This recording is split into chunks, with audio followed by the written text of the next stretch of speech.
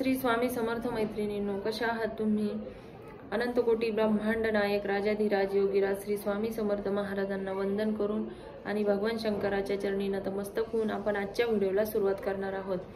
तर मागच्या व्हिडिओमध्ये म्हणजे 8व्या अध्यायाच्या व्हिडिओमध्ये आपण भद्रायुची कथा बघितली की खूप सुंदर कथा आपण त्या शिवलीलामृत ग्रंथामध्ये बघितली। तर आज आपण 9व्या अध्यायाचा भावार्थ बघणार आहोत। तर या 9व्या अध्यायामध्ये आपल्याला भस्म महिमा जो आपण भगवान शंकराच्या पिंडीवर कपाळी आपल्या हृदयावर जे भस्म लावतो त्या भस्माचा महिमा आपल्याला या 9व्या अध्यायामध्ये बघायचा आहे। तर सूत सांगतात, वामदेव नावाचा महाज्ञानी मुनी सर्वांगच भस्म लावून दिगंबर अवस्थेत एकटाच वन संचार करीत असे।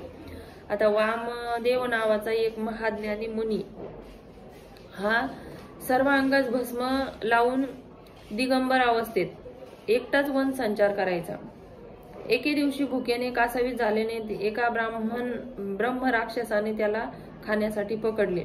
तर एक राक्षस जो होता त्याला खूप भूक लागली आणि त्याने काय केलं तर या वामदेव नावाच्या महामुनीला पकडलं आणि खाण्यासाठी तो करू लागला। तर अशा मुनीच्या अंगावरचे थोडेसे भस्म त्याच्या अंगाला लागले, म्हणजे तो या मुनीला पकडत असताना त्याच्या अंगाला ते भस्माचा स्पर्श झाला। त्या पवित्र भस्माच्या प्रभावाने त्याची सर्व पातके नष्ट होऊन तो दिव्य देही झाला। म्हणजे जो राक्षस होता त्या राक्षसाला या वामदेवाच्या अंगाचा थोडासा भस्माचा स्पर्श झाला आणि त्याची सर्व पातके नष्ट झाली आणि त्याला दिव्य देह प्राप्त झाला।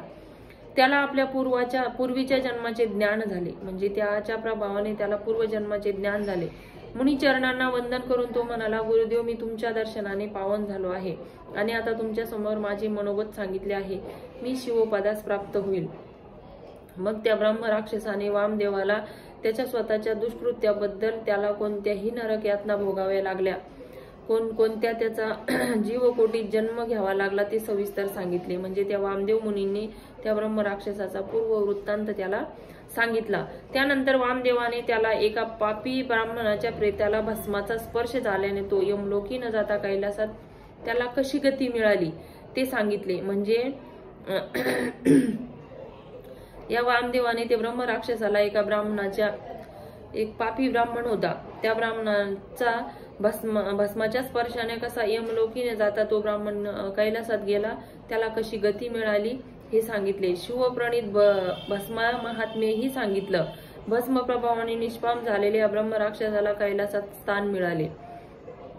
आता या भस्माच्या प्रभावाने तो ब्रह्म राक्षस जो होता त्याला काय झालं तर कैलासात स्थान मिळाले। असा हा कथेचा एक भाग झाला। आता दुसऱ्या भागामध्ये सूत सांगतात की पांचाळ नरेश सिंहकेत एकदा शिकारीला गेला असताना म्हणजे पांचाळ देशीचा राजा सिंहकेत त्याचं नाव, तो एकदा शिकारीला गेला तर त्याला काही भिल्लही त्याच्या समेत होते।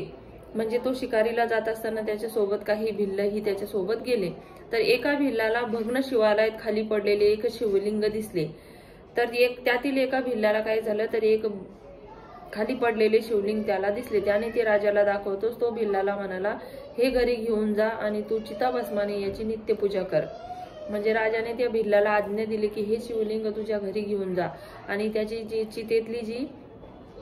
चितेतली जी रक्षा असते म्हणजे ती भस्म असतं त्याने त्याची तू रोज काय कर नित्यपूजा कर। चिताभस्माशिवाय नैवेद्य दाखवू नको, म्हणजे तुला जोपर्यंत चितेचं भस्म मिळत नाही तोपर्यंत तू भगवान शंकराला नैवेद्य दाखवायचा नाही। त्याप्रमाणे भिल्लाने ते लिंग घरी आणले व तो त्याची रोज पूजा करू लागला। एके दिवशी खूप हिंडूनही त्याला ताजे चिताभस्म मिळाले नाही। मग तो चिंताक्रांत झाला। आता काय झालं, एके दिवशी त्याला म्हणजे कोणी मेलेली जी रक्षा आहे जे भस्म आहे ते मिळालंच नाही। तो खूप फिरला, मग तो चिंताक्रांत झाला। तेव्हा पतीच्या शिवपूजनात खंड पडू नये म्हणून त्याच्या पत्नीने स्वतःला जाळून घेतले। आता आपल्या पतीच्या शिवपूजनामध्ये खंड पडू नये म्हणून त्याच्या पत्नीने काय केलं, स्वतःला जाळून घेतले व त्यापासून त्या भिल्लाने काय केले तर शिवपूजन केले। नेहमीच्या सवयीप्रमाणे नैवेद्य आणण्यासाठी पत्नीला हाक मारली तर काय आश्चर्य, दिव्य रूप झालेली पत्नी पुन्हा नैवेद्य घेऊन आली। त्याला आश्चर्य वाटलं की पत्नी पुन्हा नैवेद्य घेऊन आली। पूजन झाल्यावर आपल्या पत्नीला जिवंत पाहून त्याला मोठे आश्चर्य वाटले आणि जी पत्नी स्वतःची भस्म देऊन पूजेसाठी दिले होते, ती पत्नी त्याला जिवंत बघून खूप आनंद झाला आणि शिवकृपेने तोही शिवरूप झाला आणि आपल्या पत्नीसह शिवलोकी निघून गेला. हे वृत्त कळताच सिंहकेतही शिवभक्ती करू लागला आणि अंती तोही शिवपदात गेला. म्हणजे या भिल्लाची जी कहाणी आहे ती ऐकल्यानंतर जो त्यांचा राजा होता सिंहकेत, त्यालाही त्यांची ही गोष्ट ऐकताच तोही शिवभक्ती करू लागला आणि तोही अंती शिवपदास गेला आणि हे दोघंही शिवपदास गेले. तर असा महिमा आहे त्या भगवान शंकराचा, जो आपण या श्रावण महिन्याच्या पर्व काळात बघत आहोत. तर प्रत्येक अध्यायामध्ये खूप सुंदर सुंदर कथा आहे. त्यातून भगवान शंकराची सेवा कशी करायची, त्यांची जी आपल्याला इच्छित जे फळ आहे ते त्यांच्याकडून कसं मिळवायचं, या सर्व गोष्टी आपण या कथा भागमध्ये बघत आहोत. तर भेटूया नक्कीच पुढच्या अध्यायासोबत आणि त्या भावार्थ कथेसोबत. तोपर्यंत सर्वांना श्री स्वामी समर्थ.